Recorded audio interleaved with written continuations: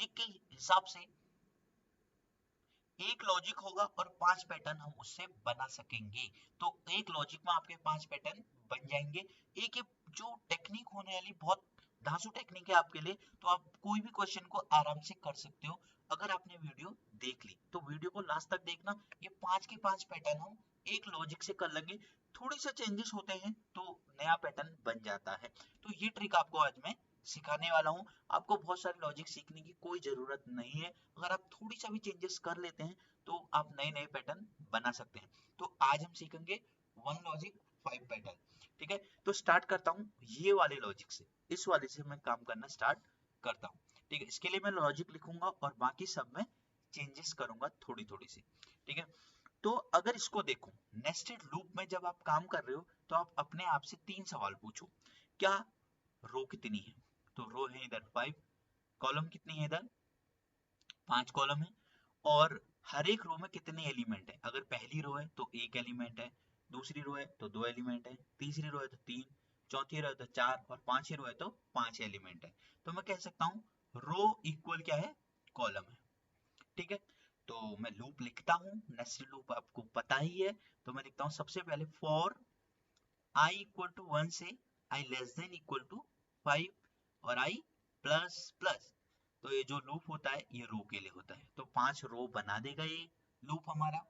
इसके अंदर for j equal to 1 से j less than equal to, मतलब कितनी कॉलम बने एक रो में, तो वो लिखेंगे आप j less than equal to i, क्योंकि यहाँ पर हमने रो को i से इंडिकेट किया हुआ है, i से डिनोट किया हुआ है। तो j less than equal to i और j प्लस प्लस कर देंगे।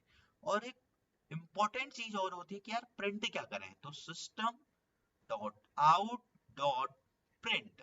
तो ये प्रिंट में क्या लिखेंगे? अगर आप देखेंगे इधर, आप देख रहे होंगे एक रो में सेम एलिमेंट है, दूसरी रो है तो सेम एलिमेंट है, मतलब 2 2 है। अगर तीसरी रो है तो 3 एलिमेंट है, तो रो क्या होती है? कांस्टेंट होती है। तो यहाँ पर आई प्रिंट होगा।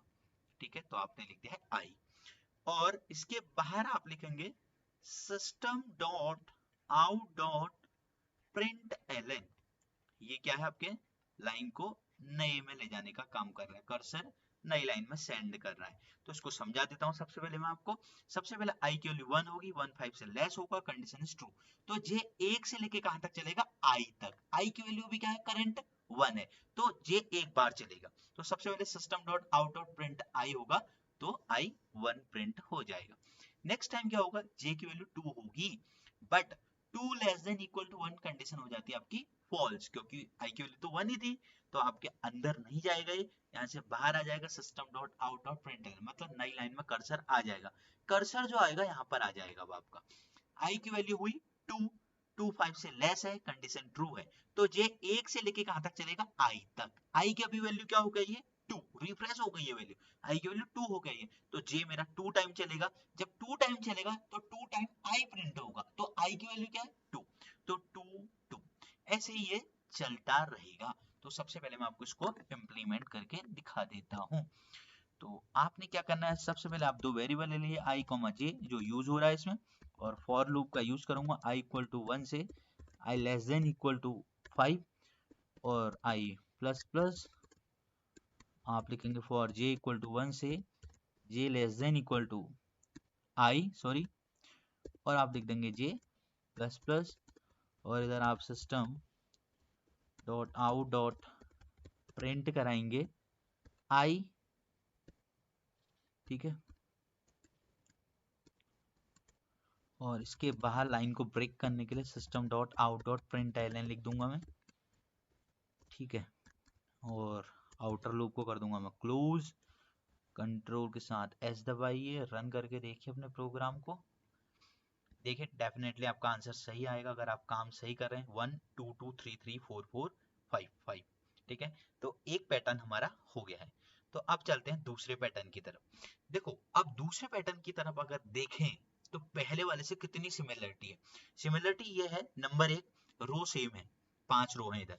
ठीक है, दूसरी सिमिलरिटी ये है, कॉलम भी सेम है, और तीसरी सिमिलरिटी ये है कि यार जितनी रो है उतने इसमें भी कॉलम है। मतलब पहली रो है तो एक कॉलम, दूसरी रो है तो दो कॉलम, तीसरी रो है तो तीन कॉलम, चौथी रो है तो चार कॉलम, पांचवी रो है तो पांच कॉलम। यहाँ पर सिमिलर अलग जो है डिफरेंस जो है, ये नंबर अलग अलग आ रहे हैं। अगर यहाँ पर वन आ रहा है तो यहाँ पर भी वन आ रहा है, अगर यहाँ पर टू टू है तो यहाँ पर क्या है, वन टू है।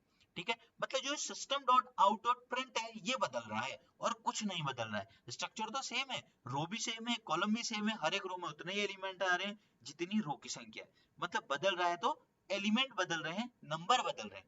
तो नंबर को अगर मैं ध्यान पर देखूं, आपने देखा होगा जब पहली रो बनी थी तो जे एक बार चल रहा था, जब दूसरी रो बन रही थी तो जे दो बार चल रहा था, तो मतलब जे बदल रहा था हर बार। जब तीसरी बार चल रहा था रो तो जे तीन बार चल रहा था, तो जे एवरी टाइम क्या हो रहा था, बदल रहा था। अगर मैं यहाँ पर जे लिख देता हूँ तो बुराई नहीं है, तो आपका जो आंसर आएगा सही आएगा। तो देख लेते हैं फिर नेटबीन्स में करके। अगर हम कह रहे हैं स्ट्रक्चर सही है तो स्ट्रक्चर में कोई बदलाव नहीं करते हैं, बस system dot out dot print में जे कर देते हैं। तो करते हैं सेव और करते हैं इसको रन। रन करके देखते हैं फिर। देखिए गाइस, आपका जो आंसर आपने देखा था वही आया 1 1 2 1 2 3 4 1 2 3 4 5। तो आपके दो पैटर्न कंप्लीट हो चुके हैं। तीसरा पैटर्न देखते हैं। तीसरा पैटर्न ज्यादा अलग भी नहीं है। अब तीसरे पैटर्न में क्या हो रहा है कि यार सबसे पहले पांचवी वाली रो आ जा रही है, ऐसा ही तो कह सकता हूँ। अगर इसमें और इसमें डिफरेंस देखें, सबसे पहले पांचवी वाली रो आ जा रही है, फिर दूसरे नंबर पे लास्ट से दूसरी वाली चौथी वाली रो आ जा रही है, और तीसरे में तीसरी वाली रो, और लास्ट से पहले ये वाली आ जा रही है, टू टू आ जा रहे हैं, और लास्ट में क्या आ रही है, पहली रो। मतलब ये क्या हो रहा है, पैटर्न उल्टा सा हो जा रहा है। जो पहले वाला पैटर्न है इससे क्या हो रहा है, बिल्कुल रिवर्स हो जा रहा है। ठीक है, अगर इसको मैं ऐसा कर दूं, ऐसा भी तो हम इसमें कर सकते हैं, अगर इसको मैं पांचवी रो मान दूं। ठीक है, इसको मैं पांचवी रो मान देता हूँ, इसको चौथी मान देता हूँ, इसको तीसरी, और इसको दूसरी, और इसको पहली। ठीक है, तो कोई दिक्कत नहीं है। तो मैं अपना जो आउटर लूप है, रो वाला लूप है, उसको 5 से लेके 1 तक चला देता हूँ। ठीक है, कैसे कह रहा हूँ मैं आपको समझाता हूँ। अगर मैं ये लिख दूं, फॉर i इक्वल टू 5 से कहां तक चल रहा है, i ग्रेटर और इक्वल टू 1 तक i क्या हो रहा है, डिक्रीज हो रहा है। ये देख सकते हैं आप, देखो इधर देखो, ये क्या हो रहा है, i की वैल्यू सबसे पहले 5 4 3 2 1। तो मैंने क्या लिख दिया है, फॉर i इक्वल टू 5 से लेके 1 तक चल जाए। और इसके अंदर अब यहाँ भी वैसा ही हो रहा है। अगर मैंने इसको पांचवी रो मान दिया है तो इसमें 5 कॉलम आ रहे हैं, चौथी रो मान दिया है तो 4 कॉलम आ रहे हैं, तो ये मानना सही रहेगा। और मैं क्या कर देता हूँ, फॉर j इक्वल टू 1 से जे कहां तक चला देता हूँ, आई तक। क्योंकि जब पांचवी रो है तो 5 आ रहे हैं, चौथी रो है तो 4 आ रहे हैं, और जे प्लस प्लस। और इधर हम कर देंगे system dot out dot print, इधर हम कर देंगे आई। क्योंकि आप देख रहे होंगे जब एक एलिमेंट में सेम, एक रो में अगर सेम एलिमेंट रहते हैं तो वहां पर आई होता है। देखो एक रो है, इसमें सेम एलिमेंट आ रहे हैं तो ये रो है। ठीक है, अगर एक रो में एलिमेंट चेंज होते हैं तो कॉलम होता है। ठीक, इसको आपको मैं करके दिखा देता हूँ। तो आपने पहली वाली रो में चेंज करने हैं। तो ये 5 से लेके कहां तक चल रहा है, अगर मैं लूप को रिवर्स से चला देता हूँ कोई दिक्कत नहीं है। तो ये चल रहा है आपका 1 तक, और जब 1 तक चलेगा तो डेफिनेटली डिक्रीज होगा, माइनस माइनस लिख देते हैं फिर। ठीक है, और इसको पहले हटा देता हूँ, इसको कर देते हैं हम सेव और करते हैं रन। आप देखेंगे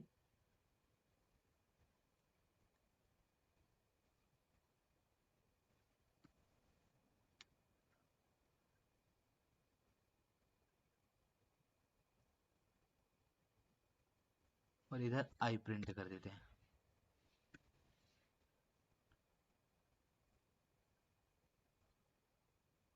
ये देखिए, तो आपका आ रहा है 5 टाइम 5, 4 टाइम 4, 3 टाइम 3, 2 टाइम 2 और 1 टाइम 1। तो गाइस आप इजीली बना सकते हैं। तो ये था हमारा तीसरा पैटर्न। तो यहाँ पर मैंने क्या करा, बस रो चेंज कर दी, आई 5 से लेके 1 तक चला दिया और डिक्रीज कर दिया है, और system dot out dot println में आई कर दिया है। देखो मैंने इसको 5 से 1 तक चलाने का जो हमारा उद्देश्य था ये था कि हमने इसको पांचवी रो इसलिए मान दिया क्योंकि हमको उस रो में 5 एलिमेंट भी चाहिए थे, तो मैंने इसको पांचवी रो मान दिया। अगर मैं इसको पहली रो मान देता तो दिक्कत हो जाती, क्योंकि मुझे 5 एलिमेंट भी प्रिंट कराने थे। तो थोड़ी सा इसमें क्या है, कभी कभी जब सीधी हाथ से घी ना निकले ना, थोड़ी सा उंगली को अपना मोड़ लो। तो ये कॉन्सेप्ट यहीं पर ही बैठता है कि आपने सोचना है कि यार कैसे हम अपने काम को आसान बना सकते हैं। ठीक है, अब चलते हैं पैटर्न नंबर 4 में। पैटर्न नंबर 4 में क्या है कि इस वाले से काफी सिमिलर है, बहुत ज्यादा सिमिलर है। अगर लूप को देखो तो यहाँ पर भी ऐसा ही होगा, ये पांचवी रो, चौथी रो, तीसरी रो, दूसरी रो, पहली रो, कोई दिक्कत नहीं है। बस चेंज क्या हो रहा है, एलिमेंट चेंज हो रहे हैं। मतलब यहाँ पर हर एक रो में एलिमेंट चेंज हो रहे हैं। तो यहाँ पर चेंज जो हो रहा है, जे चेंज हो रहा है, क्योंकि जे हमेशा पहले जे 1 होता है, फिर 2 होता है, फिर 3, फिर 4, फिर 5। ठीक है, तो अगर मैं जे कर दूंगा यहाँ पर प्रिंट, तो आपका काम हो जाएगा। तो देख लेते हैं फिर जे करके। जे कर दिया, सेव करते हैं और इसको करते हैं हम रन। ये देखिए आपका ये भी आ गया है 1 2 3 4 5, 1 2 3 4, 1 2 3, 1 2 1। गाइस हमारे पैटर्न हो गए हैं 4। अब हमारा एक आखिरी 5वां पैटर्न बचा है, लास्ट 5th वाला पैटर्न है। अगर जो 5वां वाले पैटर्न को अगर हम ध्यान से देखें, ये पहले वाले पैटर्न जैसा ही है। पहले वाले पैटर्न का स्ट्रक्चर और इसका स्ट्रक्चर काफी सेम है। कैसे, इसमें 5 रो हैं, 5 कॉलम हैं, और हर एक रो में उतने ही एलिमेंट हैं जितनी रो की संख्या है। मतलब पहली रो है तो एक एलिमेंट, दूसरी रो है तो 2 एलिमेंट, तीसरी रो है तो 3 एलिमेंट, चौथी रो है तो 4 एलिमेंट, पांचवी रो है तो 5 एलिमेंट। बट यहाँ पर जो नंबर प्रिंट हो रहे हैं ये कंटिन्यूअस हो रहे हैं।